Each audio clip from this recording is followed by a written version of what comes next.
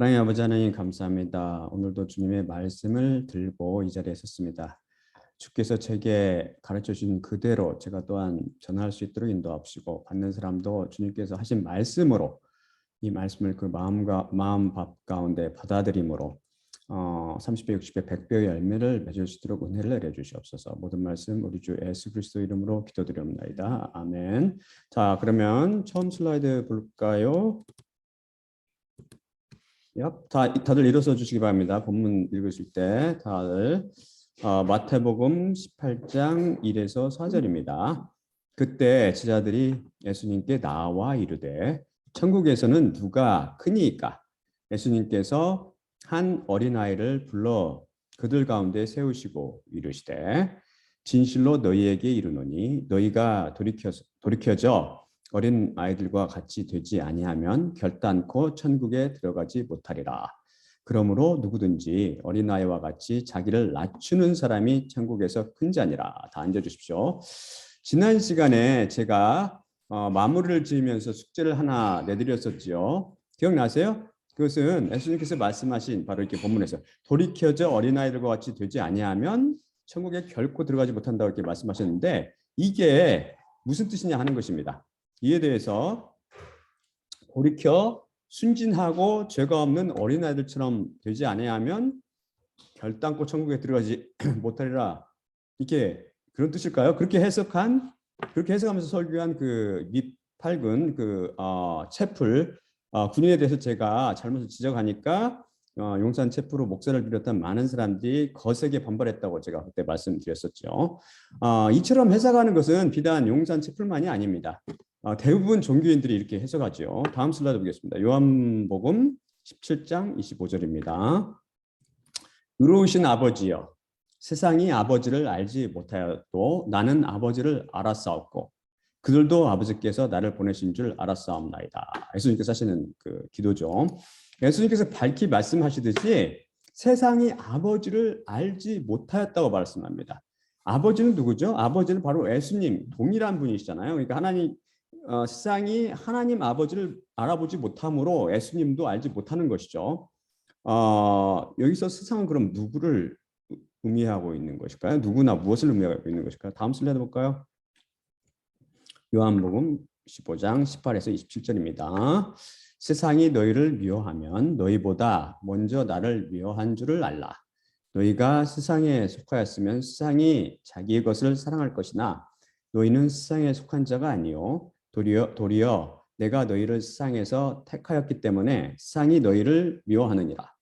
내가 너희에게 종이 주인보다 더 크지 못하다 한 말을 기억하라.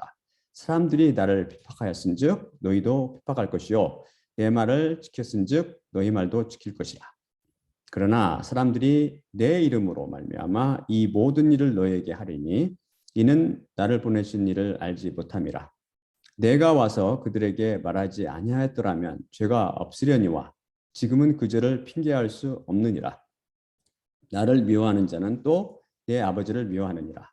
내가 아무도 못한 일을 그들 중에서 하지 아니하였더라면 그들에게 죄가 없었으려니와 지금은 그들이 나와 내 아버지를 보았고 또 미워하였도다.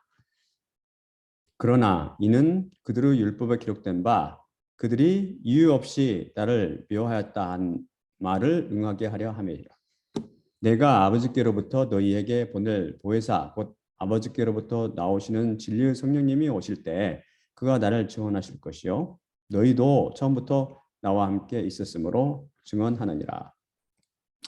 예수님께서 세상이라고 말씀하셨을 때 이것은 예수님을 끊임없이 거부하고 미워하고 시험했던 그 바리새인들과 지도자들, 사두개인 등등 유대교에 속한 사람들을 말하는 거죠. 유대교를 지칭하는 것입니다.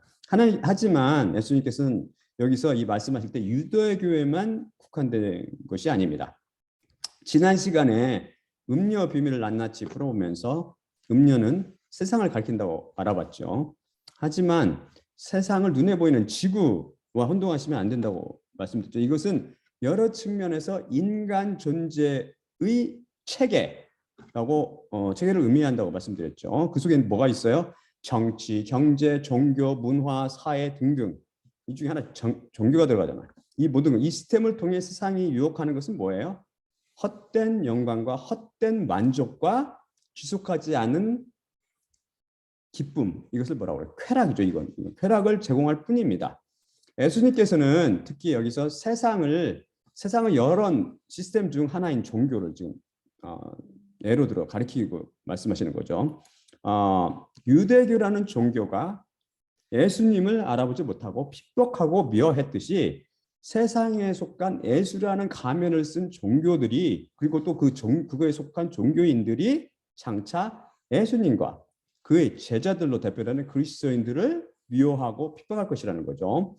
여기서 미워하다라고 번역된 헬라어 원어는 미세오인데 이것을 번역하면 뭐뭇에 대해 강한 혐오감을 갖다라는 뜻입니다. 그러니까 제가 그들의 잘못을 지적하자 미팔군 그 채플에서 그들이 나에 대해서 강한 혐오감, 제 말과 제 설명에 대해서 강한 혐오감을 가졌다고 그랬잖아요.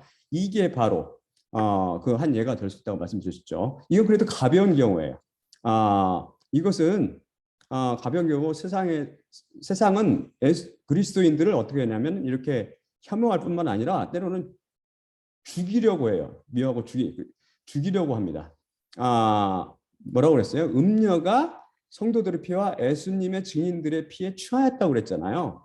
기꺼이 죽이려고 그랬죠. 근데 왜 세상은 그리스도인들을 미워하죠?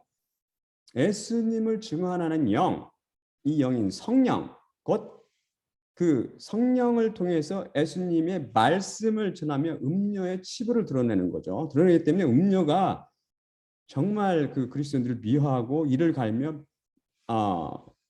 죽이려고 하는 것입니다. 다음 슬라이드 보겠습니다. 요한복음 16장 1에서 3절입니다. 내가 이것을 너에게 이름은 너희로 실족하지 않게 하려 함이니 사람들이 너희를 즐겨할 뿐 아니라 때가 이르면 너희를 죽이는 자마다 하나님께 예배를 드린다고 생각하리라. 그들이 이런 일을 할 것은 아버지와 나를 알지 못하기 때문이라. 여기서 실족하다라고 번역한 헬라어는 스칸달리조인데 그 원어의 뜻은 뭐냐면 몰락하게 하다 또는 죄를 짓게 하다라는 뜻입니다. 이것의 명사형이 뭐냐면 스칸달론인데 이것은 무엇인가를 산채로 잡기 위한 장치 또는 덫이나 올무란 뜻으로 죄를 짓게 하는 것 혹은 죄에 빠뜨리는 것으로 해석될 수 있습니다.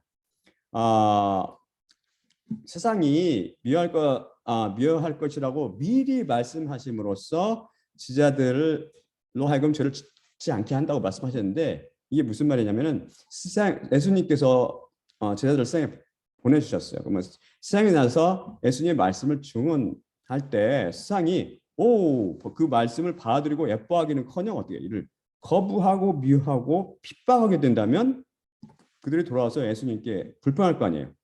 예수님, 제가 당신의 말씀을 전했는데 그들이 저를 미워하고 핍박합니다. 어찌 이럴 수 있습니까? 제가 당신을 위해서 수고를 했으면 그에 대해서 저한테 상급을 주셔야지 어떤 이런 대접을 받게 하십니까? 라고 예수님을 원망하면서 죄를 짓게 될 거라는 것입니다. 그래서 예수님께서는 미리 종교를 비롯한 이 세상이 너희를 거부하고 핍박하고 미워할 것이라고 미리 말씀해 주시며 경고하신 것입니다. 그러므로 그런 상황이 벌어졌을 때 그들은 어떻게 했죠? 원망하기보다는 오히려 기뻐했죠. 왜냐하면 그것은 예수님 말씀이 진리시네, 참이시네, 진짜 그러네. 두 번째, 그걸 보니까 내가 세상에 속하지 않은 자, 곧 하나님께 선택받은 자구나라는 것을 받아들이게 될 것이고, 그리고 또한 뭘 기대한다고 그랬어요? 장차 예수님께서 약속하셨듯이 내가 예수님의 형상, 하나님의 형상으로 부활할 것이구나, 이런 믿음 가운데 살았기 때문에 기뻐할 수 있는 거죠. 바로 그것을 확증해 준 분이 뭐예요? 바로 그들 속에 있는 성령님, 살아계신 하나님, 성령님이시죠. 여기서 출교하다라는 말은 아포시나고고스인데 이게 무슨 말이냐면요. 아포 플러스 시나고고스인데 아포라는 말은 뭐뭐로부터라는 뜻의 전치사 아포 플러스 시나고게, 이게 무슨 말이냐면 회당이란 말이에요. 회당. 그래서 이게 합쳐서 무슨 말이냐면 회당에서 쫓아내다라는 말입니다. 이게 쉽게 말해서 종교인 유대교에서 그들을 출교시킨다는 겁니다. 오리들이 어떻게 해서 미운 오리 새끼를 너는 우리가 달라. 너는 하면서 미워하고 쫓아냈듯이 세상이 그리스도인들을 너는 내 새끼가 아니야라고 쫓아내 버리는 거죠. 거기에서 그치지 않고 한술 더 떠서 이들은 죄 없는 그리스도인들을 죽이면서 그것에 대해서 죄책감을 갖지 않을 거라는 겁니다. 오히려 자기가 지금 하나님께 예배를 드린다고 예수 그리스도인들을 죽이면서 나는 지금 하나님께 예배를 드리는 거야라고 생각한다는 것입니다. 그리스도를 죽여 없애는 것이 바로 하나님께서 기뻐하시는 거라고 착각하기 때문이죠. 이런 일이 실제로 일어났으며 지금도 일어나고 있죠. 그래서 음녀가 그리스도인들의 피에 취해 있는 것입니다. 대표적인 얘기가 누구죠? 사도 바울이잖아요. 그가 십자가를 통해서 회개하기 전에 어땠어요? 스테반, 우리 최초 순교자 스테반, 예수 그리스도께서 오신 후 죽은 최초 순교자. 그 전에도 많은 예수 그리스도의 순교자들이 있지만 구약 시대. 하지만 예수님께서 이 땅에 오신 후 최초 순교자가 바로 스테반인데 그를 돌로 치는데 앞장섰어요. 사울이. 그때는 바울이 되기 전에 사울이잖아요. 그가 그러면서 그 죽이면서도 나는 하나님 일을 하고 있어 지금 하나님께 예배드리는 거야. 그리고 그러면서 교회를 핍박하고 그리스도인들을 투옥시키고 어떻게 했어요? 고문하고 그렇게 미워하고 그런데 앞장섰잖아요. 그러면서 뭐라고 생각했냐면 나는 지금 하나님께서 기뻐하시는 하는 거야. 나는 하나님께 지금 예배를 드리는 거야라고 착각했다는 것입니다. 그가 나중에 그걸 깨달았죠. 그런데 세상이 왜 이렇게 할 것이라는 것입니까? 예수님께서 말씀하시되 그들이 이런 일을 할 것은 왜 그러냐면 세상은 곧 나와 내 아버지 하나님을 알아보지 못하기 때문이라는 것입니다. 그 말은 무슨 말이에요? 세상 곧 종교를 통해서는 절대 하나님도 예수님도 알 수 없다는 것입니다. 이것이 바로 예수님께서 하신 진리의 말씀이죠. 절대 세상에 속한 종교, 그에 속한 신학을 통해서는 신학이라는 학문을 통해서는 진리인 예수님도 진리인 하나님도 절대 잡을 수가 없는 거죠. 뜬구름 잡기와 같은 것입니다. 오직 하나님과 예수님의 마음은 동일한 하나님의 마음인 성령님을 통해서만 알 수 있습니다. 그들이 하나님과 예수님을 알아보지 못하는 것은 바로 십자가 사건을 경험하지 못하기 때문이라고 제가 여러 번 말씀드렸죠. 성령을 받지 못했기 때문에 그 성령님이 있어야 알아보는데 하지만 하나님께서도 뭐라고 말씀하시냐면 예수님께서도 나는 그들을 알아보지 못한다라고 분명히 말씀하십니다. 다음 슬라이드 볼까요? 마태복음 7장 21에서 23절입니다. 나더러 주여 주여 하는 자마다 다 천국에 들어갈 것이 아니요 하늘에 계신 내 아버지의 뜻대로 행하는 자만이 들어가리라. 그날에 많은 사람들이 나더러 이르되 주여 주여 우리가 주의 이름으로 예언을 선포하며 주의 이름으로 귀신을 쫓아내며 주의 이름으로 많은 권능을 행하지 아니하였나이까 하리니 그때 내가 그들에게 밝히 말하여 이르되 내가 너희를 도무지 알지 못하니 불법을 행하는 자들아 내게서 떠나가라 하리라. 종교인들은 다 세상에 속하여서 여호와이신 예수님이 선포하신 그 십자가 복음을 전혀 이해를 못했어요.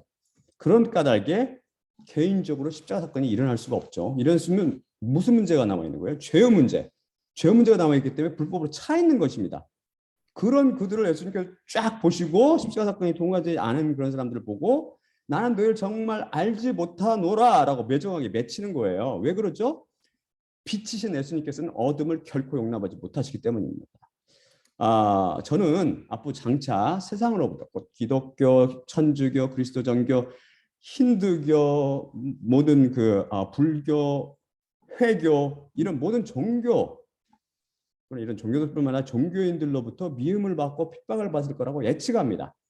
그게 불가피한 것은 왜 그래요? 진리에 속한 예수님 말씀과 이를 대변하는 하나님의 종들을 이 세상이 이해하지 못하고 받아들이지 못하며 미워하고 핍박하기 때문입니다.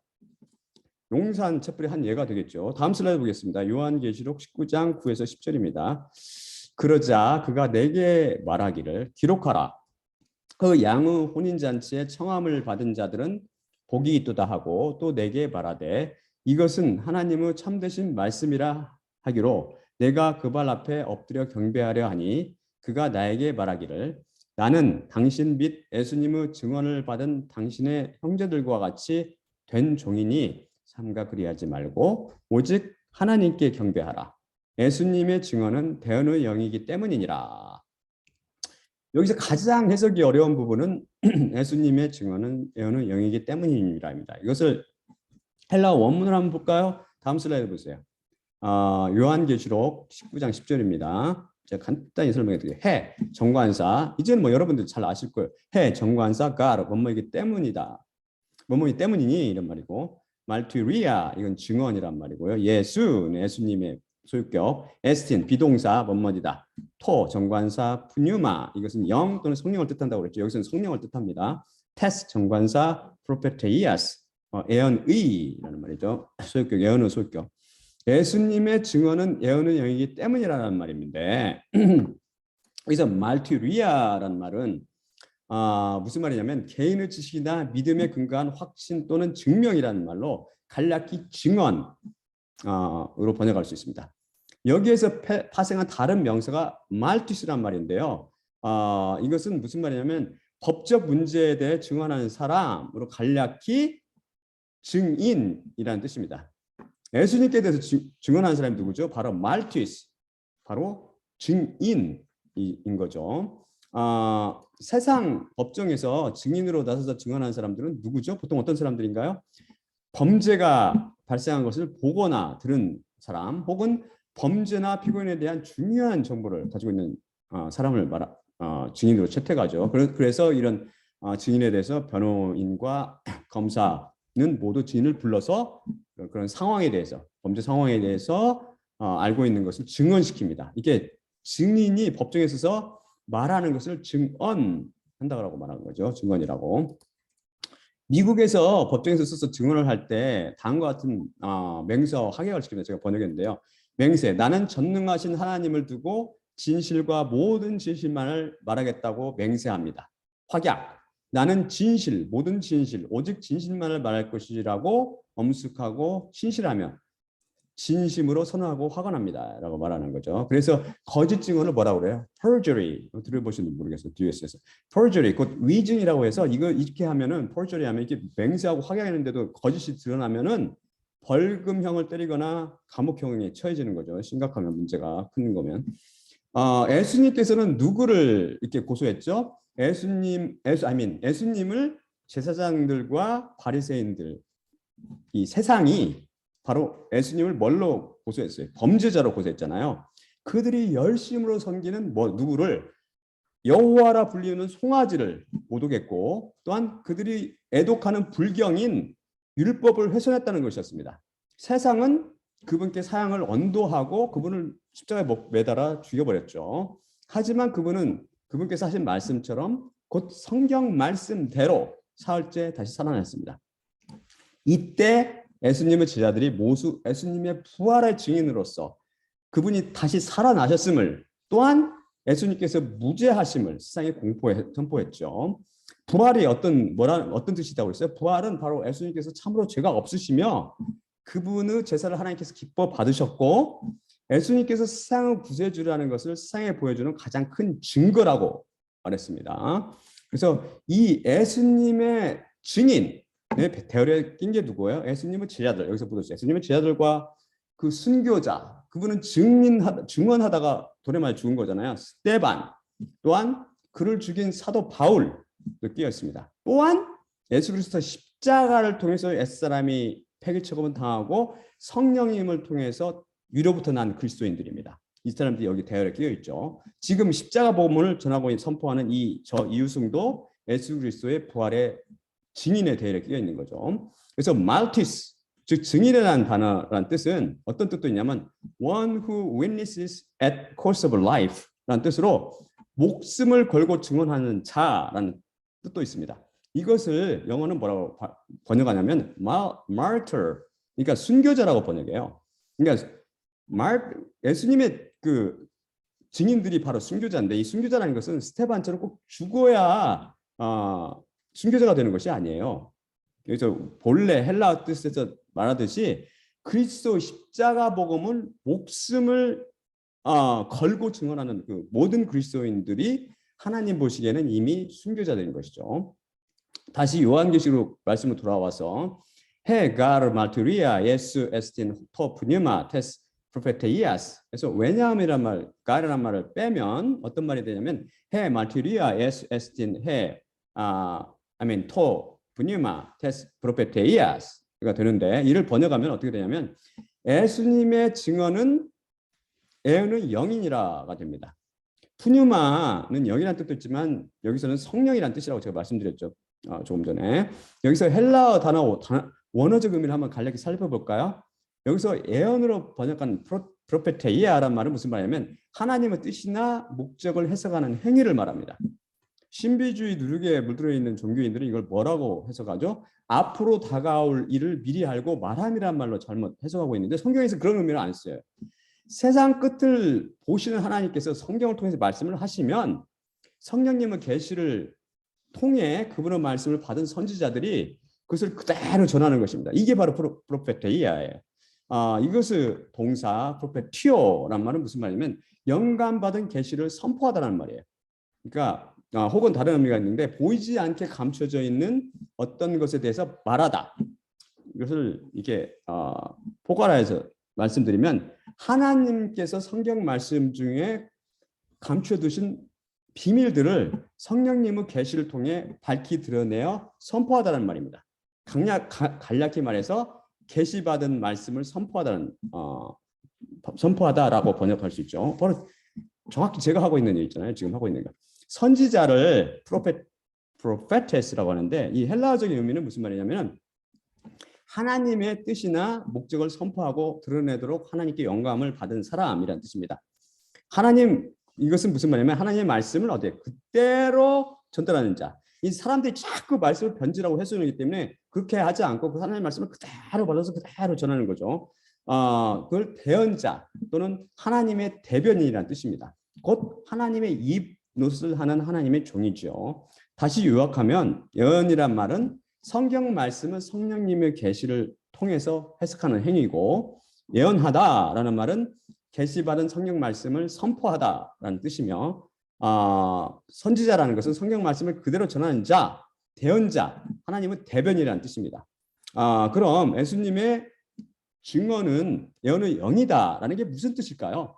예수님의 증언이란 말은 말티리아 예수로 헬라어 소유격입니다. 그 복잡한 헬라어 여러 가지 해석될 수 있는 소유격이라고 그랬죠. 이것을 어떻게 해석하냐면 이걸 쫙 보면은 헬라어 공부한 사람들은 두 가지로 어떻게 해석할 거예요. 하나님께 대한 증언으로 해석할 수도 있고 예수님께 대한 증언으로 해석할 수도 있고 예수님께서 하신 증언으로도 해석할 수 있습니다. 근데 여기서는 이걸 쭉 보면은 제가 다음에 나오는 말씀과 그 성경 전체 말씀에 비추어 보면 이것은 뭐라고 해석해야 되냐면 예수님 자신이 하신 예수님께서 하신 말 증언이라는 뜻입니다. 이 원어적인 뜻을 살려서 번역하면 예수님의 지식이나 신념에 근거한 확인 또는 증명이라는 거죠. 예수님께서 직접 확인하고 증명하신 거라는 말입니다. 그게 무슨 말입니까? 예수님께서 하신 말씀 하나하나가 바로 증언이 된다는 것입니다. 이걸 그러니까 심각하게 받아들여야 된다는 거죠. 우리가 아까 세상 법정에서 그 잘못하면 포저리 위증죄 한다고 그랬잖아요. 그런데 빛이신 하나님께서, 빛이신 예수님께서, 의이신 예수님께서 말씀 하나하나 증언하신 것이기 때문에 이것을 정말 심각하게 받아들여야 한다는 것입니다. 이것은 예수님께서 육신을 입고 오셔서 이 땅에서 하신 말씀 하나하나와 또한 말씀이신 예수님을 증거하는 그 성경 말씀 전체를 가리킵니다. 그래서 결국 성경 말씀 한 글자 한 글자가 바로 예수님의 확인이요 증명이라는 것입니다. 따라서 예수님께서 직접 성경 말씀을 통해 하신 증언, 곧 그분의 말씀 하나하나가 예언의 영인 성령님이라는 뜻입니다. 쉽게 말해서 예수님 말씀, 곧 성경 말씀이 성령님이래요. 이해가 가십니까? 다음 슬라이드 보겠습니다. 요한복음 6장 63절입니다. 살리는 것은 영이니 육은 무익하니라. 내가 너에게 이른 말이 영이요 생명이라. 여기서 영은 성령님을 뜻을 갖는 푸니마입니다. 여기서는 내가 너에게 이른 말은 무슨 뜻입니까? 방금 살펴본 것 같이 예수님께서 성경을 통해서 하신 모든 말씀, 이 땅에 오셔서 하신 말씀, 그러니까 우리들한테는 성경 말씀 하나하나 그게 바로 예수님의 증언이라고 했잖아요. 이 증언, 이제 예수님께서 하신 증언이 푸니마요 조에래요. 그게 예수님의 증언이 영이요 생명이며 성령님이라는 말씀이죠. 성령님, 성경 말씀 자체가 성령님이래요. 즉 성경 말씀이 성령님, 곧 예언의 영이라는 말씀인데 여러분이 성경 말씀을 읽을 때 성령님으로 보이시나요? 성경 말씀이 예수님께서 내가 너희에게 이른 말이라고 말씀하시는데 이건 헬라어로 타, 크레마타, 하, 에고, 렐랄레카, 휘민으로 여기서 말로 번역된 말은 아니 크레마란 말의 복성이고요. 크레마는 that which is said로 입을 통해서 말해진 것이라는 뜻입니다. 말씀의 뜻을 갖는 다른 단어가 여러분이 잘 아는 로고스가 아니라 크레마가 바로 육신을 살는 성령님이라는 뜻입니다. 어떤 분은 이 크레마라는 단어를 레마라고 발음해요. 레마. 이건 잘못된 발음입니다. 그리스를 잘못 공부한 거죠. 제가 전에 쓴 책에 이 크레마라는 단어를 썼기 때문에 그걸 음표기로 흐레마라고 딱 썼더니 이 편집자가 그걸 레마라고 다 고쳐왔어요. 그래서 제가 다시 그걸 고쳐서 흐레마라고 고쳐서 다시 보냈더니 또 레마라고 그래서 제가 그냥 포기했어요. 싸우기 싫어서. 근데 이거는 흐레마가 맞는 올바른 발음입니다. 하나님께서는 로고스로 천지를 창조하시고 로고스로 귀신을 쫓아내고 로고스로 복음을 전파하셨어요. 그런데 이런 로고스는 우리 같은 죄인들이 이해하기도 받을 수 없는 거룩하고 신비한 것입니다. 이 로고스가 흐레마로 변해서 그리스도인들 안에서 예수님의 목소리로 들려질 때 그것이 성령님이 되어 우리를 살리게 됩니다. 제가 꿈의 계시를 통해서 천국에 있는 큰 성경책을 봤다고 그랬잖아요. 책을. 그 정말 컨대 안팎으로 빽빽하게 그 말씀이 적혀 있는데 하나도 제가 이해를 못했어요. 그것이 바로 로고스입니다. 근데 그 말씀이 갑자기 쫙 빨아들어오면서 제가 직관적으로 쫙 이해를 하게 됐어요. 이것이 바로 흐레마입니다. 흐레마. 저와 관계없이 보였던 하나님 말씀이 제 속에서 예수님의 음성으로 보내서 저를 살린 성령님이 된 겁니다. 여러분이 성경 말씀을 하나님으로 입으로부터 나오는 말씀으로 그렇게 듣고 귀를 기울이신다면 그게 바로 여러분께 흐레마가 될 거라는 것이죠. 제 입으로 선포된 이 말씀을 제 사견이 아니라 제 안에 계신 성령님, 하나님의 말씀으로 듣고 받아들이기를 바랍니다. 그럴 때 이 말씀이 성령님이 되어 바로 여러분을 위로부터 나게 하시는 것입니다. 다음 슬라이드 보겠습니다. 베드로전서 1장 23에서 25절입니다. 너희가 위로부터 난 것은 썩어질 씨로 된 것이 아니요 썩지 아니할 씨로 된 것이니 살아있고 영존하는 하나님의 말씀으로 되었느니라. 그러므로 모든 육체는 풀과 같고 그 모든 영광은 풀의 꽃과 같으니 풀은 마르고 꽃은 떨어지되 오직 주의 말씀은 세세토록 있도다 하였으니 너희에게 전한 복음이 곧 이 말씀이니라. 이것을 제가 쭉 헬라어로 할 수는 없고 너무 여러분이 어려워하시니까 여기서 하나님의 말씀에 이 말씀을 로고스로 써 있고요. 원본을 보면 헬라 원본을 보면 주의 말씀과 복음이 바로 이 말씀이니라 했을 때 이 말씀은 크레마로 되어 있습니다.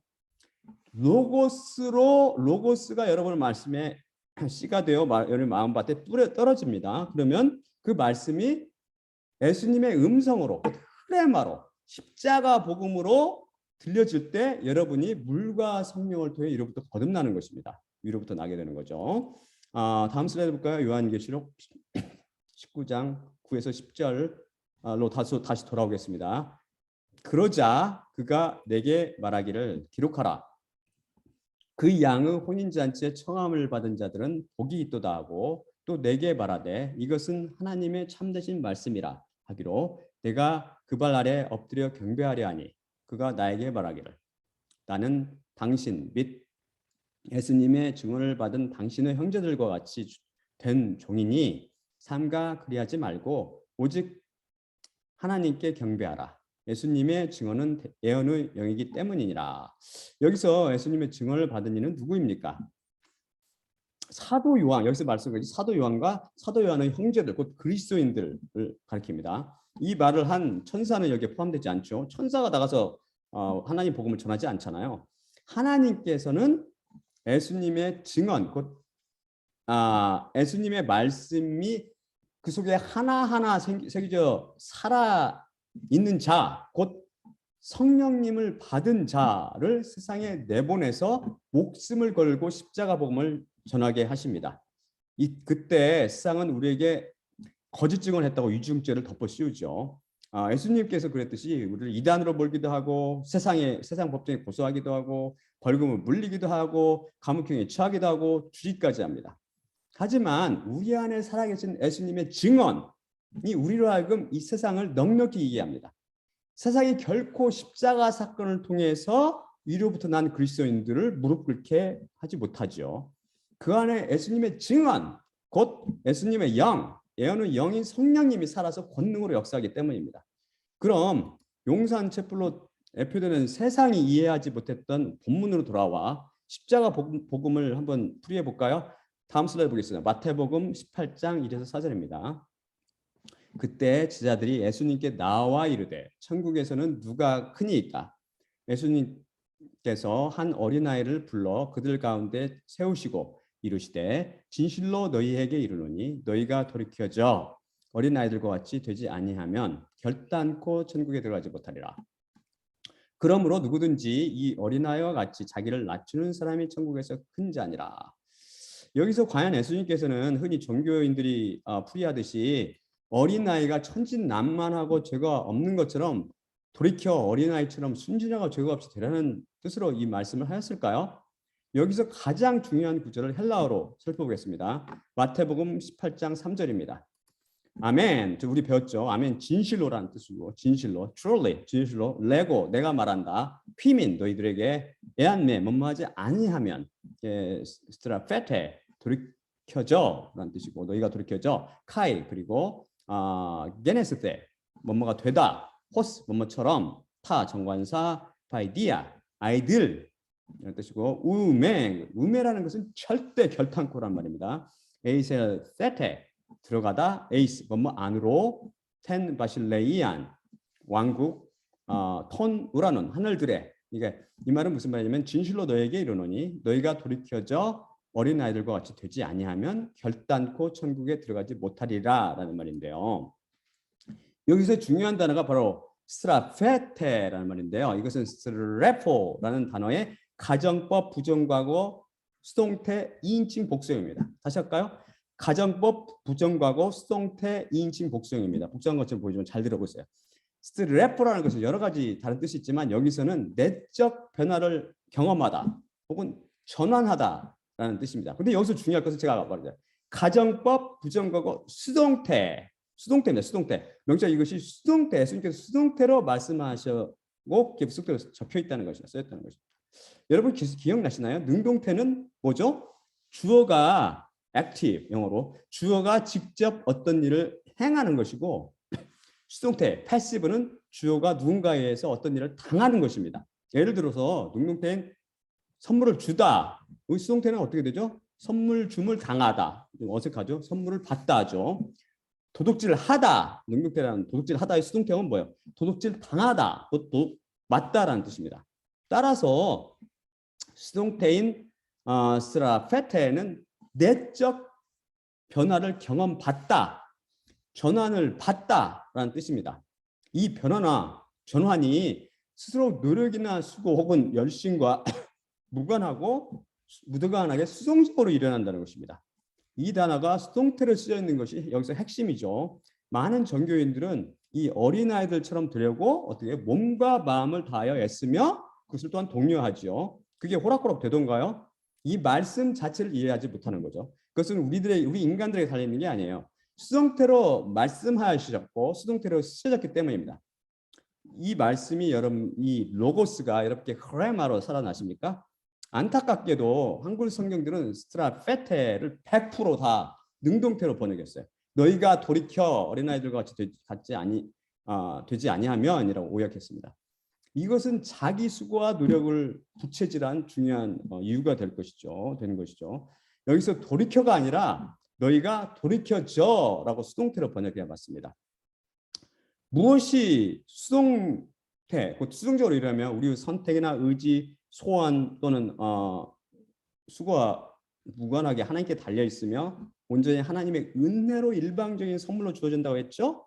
그게 바로 위로부터 난다는 거였잖아요. 물과 성령으로 위로부터 나는 것, 이것이 바로 수동태로 우리의 의지와 수고와 소원과 노력과 무관하게 일어난다는 거였죠. 그래서 바로 회개라는 것은 뭐예요? 물이라는 것은 뭐예요? 바로 회개를 뜻하는데 영적으로 회개를 뜻하는데 우리가 회개하는 게 아니고 예수님께서 우리를 끌어안고 십자가에 못 박혀 옛사람을 죽이는 것을 말한다는 겁니다. 우리가 하는 게 아니라 예수님께서 그 일을 하시는 거죠. 이렇게 죄악된 옛사람이 죽어버림으로 바로 거룩의 영이 들어와 죽어있던 우리를 새 사람으로 살리는 거죠. 이처럼 돌이켜서 아이들처럼 되는 것도 온전히 수동태의 사건이라는 것입니다. 누군가가 우리를 그렇게 만들어줘야 한다는 거죠. 그렇게 만들어줄 분이 누구겠어요? 우리 선하신 예수님밖에 누가 있겠습니까? 우리의 선택이나 의지, 소원이나 수고와 무관하게 순전히 은혜의 역사로 일어나는 것입니다. 어린아이처럼 되는 게. 그래서 다음에 살펴본 단어가 바로 파이디아라는 것인데요. 이것은 파이디온의 복수형인데요. 이것은 아이라는 뜻인데 이게 아무 아이를 나타내는 게 아니라 very young child 혹은 infant, newborn baby. 그러니까 매우 어린 아이나 유아 혹은 갓난아이를 뜻합니다. 성경은 태어나서 구유에 두신 예수님을 묘사할 때 이 단어를 썼고 헤롯이 그 동방박사의 속은 걸 알고 2살 아래 아이는 다 죽이라 명령했을 때 바로 이 파이디아를 썼어요. 더 나이든 아이를 쓸 때는 테크노이라는 단어를 씁니다. 다른 단어를 쓰죠. 그럼 왜 젖먹이 아이들처럼 변화받지 못하면 왜 천국에 들어가지 못했다고 말씀하셨을까요? 그런 어린 아이들이 바로 태어나서 죄도 없고 천진난만하기 때문입니까? 다음 슬라이드 보겠습니다. 시편 51편 5절입니다. 내가 죄악 중에 출생하였으며 어머니가 죄 중에서 나를 잉태하였나이다. 우리는 이미 엄마 뱃속에 있을 때부터 죄악된 존재예요. 하나님 보실 때는 저 거룩하신 하나님 볼 때는 우리는 죄로 뭉쳐진 죄악 덩어리고 죄를 갖고 태어납니다. 다음 슬라이드 보겠습니다. 욥기 15장 4절입니다. 사람이 어찌 깨끗하겠느냐? 여인에게서 난 자가 어찌 의롭겠느냐? 죄인이 죄인을 낳는 것이죠. 절대 그 누구도 죄로부터 자유롭게 태어날 수 없고 그렇게 자유롭게 태어난 아이도 하나도 없죠. 한 분 딱 예수 그리스도 한 분. 그분은 자궁만 빌렸을 뿐이죠. 그렇지 않다면 우리가 굳이 거듭날 곧 물과 성령으로부터 위로부터 날 필요가 없을 것입니다. 다음 슬라이드 보겠습니다. 로마서 5장 12절입니다. 그러므로 한 사람으로 말미암아 죄가 세상에 들어오고 죄로 말미암아 사망이 들어왔나니 이와 같이 모든 사람이 죄를 지었으므로 사망이 모든 사람에게 이르렀느니라. 한 사람을 위해 죄가 들어오고 그 삭수로 사망이 찾아오게 됐죠. 그래서 모든 사람이 다 죄를 지켜야 되니까 사망이 모든 사람이 군림함으로 모든 사람이 죄와 사망의 권세 아래 놓이게 됐다고 했죠. 그래서 성경은 뭐라고 말해요? 의인은 없나니 하나도 없으며 라고 분명히 말하는 거예요. 의인이라는 것은 없다는 건 누구를 떠나요? 애들은 예외입니까? 아니죠. 모든 인간들. 우리 그렇기 때문에 우리는 아이나 어른이나 할 것 없이 모두 죄와 사망의 나라에서 죄의 노예로 살고 있기 때문에 여기서 하나님 나라로 이민 가야 된다고 했죠. 이것을 바로 일어나는 사건이라고 말한다고 그랬습니다. 따라서 나이든 어른이건 젖먹이 아이건 노인들을 할 것 없이 누구든지 물과 성령으로 나지 않으면 하늘나라에 들어가지 못하는 것입니다. 기억하실지 모르겠는데 헬라어 영법에서 가장 강한 부정이 바로 예수님께서 지금 쓰시고 계신 가정법 문장을 쓰신 다음에 부정을 나타내는 부사 2개, 또는 부정을 나타내는 부사 매를 연결해서 쓰는 것입니다. 그러니까 가능성이 낮은 가정 자체를 두 번이나 부정하니 가능성이 전혀 없는 거죠. 이게 한글로는 뭐라고 번역하냐면 기필코 결단코 뭐뭐하지 못하리라 라고 번역하는 거예요. 너희가 기필코 지금 말씀하시잖아요. 예수님께서. 그렇다면 예수님께서 왜 변화를 받아 예수님처럼 어린아이처럼 되지 아니하면 결단코 천국에 들어가지 못할 것이라고 말씀하셨나요? 그건 죄에 대한 죄를 뜻한 게 아니라고 그랬죠. 그 다음 구절의 해답이에요. 그 다음 구절. 예수님께서 계속 말씀하십니다. 그러므로 누구든지 어린아이와 같이 자기를 낮추는 사람이 천국에서 가장 큰 자니라. 예수님께서는 어린아이처럼 죄가 없어야 한다고 절대 말씀하지 않았고 어떻게 했어요? 어린아이처럼 자기를 낮춰야 된다고 말씀하셨습니다. 그럼 자기를 낮춘다는 게 무슨 말일까요? 이것의 헬라어는 타페이노오인데요. 이것은 동사 미래형이에요. 이것은 무슨 말이냐면 더 낮은 위치에 있게 하다, 낮추다, 혹은 간략히 또는 다른 뜻은 뭐냐면 태도를 겸손하게 만든다 또는 겸손해지다라는 뜻입니다. 여러분 어떻게 생각하세요? 젖먹이 아이들이 겸손하나요? 배고프면 어머님 죄송하지만 젖 좀 주실래요? 라고 겸손히 부탁합니까? 이 타페이노오란 단어를 쓴 성경 표현을 통해서 이 정확한 의미를 한번 살펴보도록 할까요? 다음 슬라이드 보겠습니다. 누가복음 18장 10에서 14절입니다. 두 사람이 기도하러 성전에 올라가니 하나는 바리새인이요 하나는 세리라. 바리새인은 서서 따로 기도하여 이르되 하나님이여 나는 다른 사람들 곧 토색, 불의, 간음을 하는 자들과 같지 아니하고 이 세례와도 같지 아니함을 감사하나이다. 나는 일에 2번씩 금식하고 또 소득의 11조를 드리나이다 하고 세리는 멀리 서서 감히 눈을 들어 하늘을 쳐다보지 못하고 다만 가슴을 치며 이르되 하나님이여 이 죄인을 긍휼히 여기소서 하였느니라. 내가 너희에게 이르노니 이에 저 바리새인이 아니고 이 사람이 의롭다 하심을 받고 그의 집으로 내려갔느니라.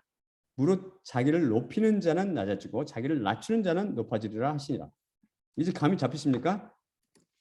하나님 앞에 겸손이란 자기 자신은 아무것도 아니며 자기 스스로는 절대 구원을 이룰 수 없고 자기 자신은 죄에 던져져서 영원히 멸망할 수밖에 없는 존재라는 것을 인정하는 마음의 상태와 태도를 말합니다. 이런 겸손한 마음의 상태와 그 태도를 갖게 되면 뭐가 뒤따르게 된다고 그랬죠? 바로 맡기는 것, 믿음이 뒤따릅니다. 젖먹이 어린아이 보세요. 어때요? 엄마 몸에 찰싹 붙어가지고 절대 엄마를 놓지 않죠. 혼자의 물은 저 무서운 세상을 결코 헤쳐나가지 못하는 것을 잘 알기 때문이죠. 이것을 바로 맡기는 것, 믿음의 좋은 비유라고 그랬죠. 우리가 바로 하나님께 찰싹 붙어가지고 하나님을 놓지 않는 거예요. 이게 바로 믿음이에요. 하나님께서는 우리 삶 속에 들어오셔서 간섭하시며 그분을 점점 더 알아가도록 성장시켜 가십니다. 그분이 능동태로 역사하시는 거예요. 능동태로. 그분의 신실하심과 사랑과 간섭을 통해서 점점 그분께 우리 맡기도록 만드시고 우리 자신이 얼마나 약하며 악한 존재인가를 깨닫게 해나가십니다. 우리가 수동태로 반응하는 거죠.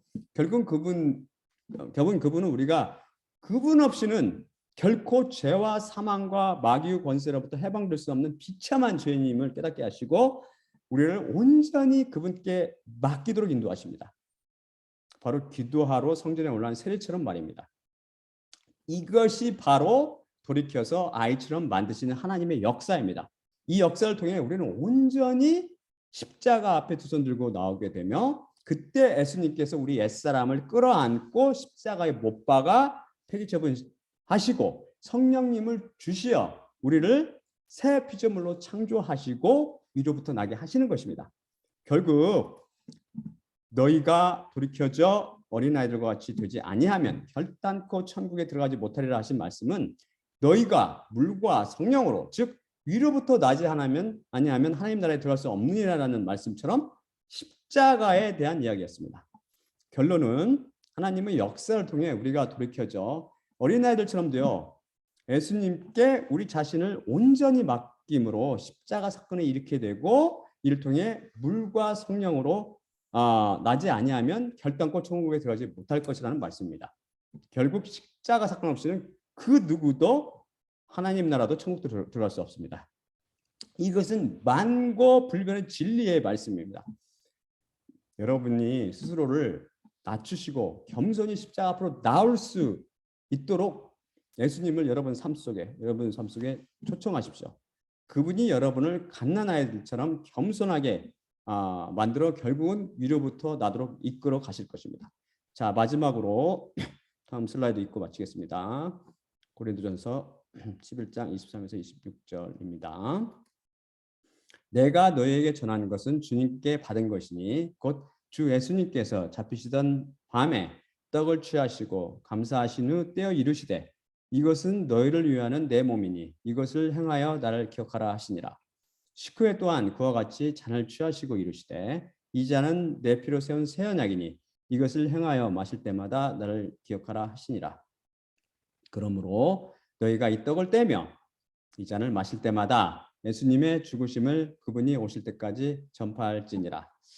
예수님의 몸과 피로 상징되는 떡을 떼며 잔을 마실 때마다 십자가에 달려 돌아가셔서 모든 하나님의 자녀들을 돌이켜 어린아이처럼 만들어 하나님께 온전히 맡김으로 위로부터 나게 하신 예수님을 바라봅시다. 또한 나의 십자가를 기억하고 내가 다시 올 때까지 이를 전파라고 말씀하신 예수님과 그분의 죽으심을 기억하고 전하며 천국의 열쇠인 십자가를 바라봅시다. 자, 그러면 제가 기도하고 마치도록 하겠습니다. 사랑의 아버지 하나님 감사합니다. 우리가 결코 돌이켜져 어린 아이들과 같이 되지 않으면 결코 천국에 들어가지 못한다는 그 말씀이 바로 우리가 예수 그리스도 하나님의 역사가 우리 안에 일어남으로 우리가 진실로 그 십자가 사건이 일어남으로 우리가 진실로 우리를 온전히 예수님 하나님께 맡길 때 그때 우리가 물과 성령으로 거듭나게 되며 위로부터 나게 되며 또한 이를 통해서 우리가 하나님의 백성 예수 그리스도의 사랑받는 시민이 된다는 것을 배웠습니다. 아버지 하나님, 이 놀라운 십자가 비밀을 우리 듣는 사람들이 하나님의 말씀으로 흐레마로 받아들임으로 그 흐레마가 그들을 다시 살리게 하는 성령으로 역사하게 하여 주시옵소서. 모든 말씀 우리 주 예수 그리스도 이름으로 기도드리옵나이다. 아멘. 아멘.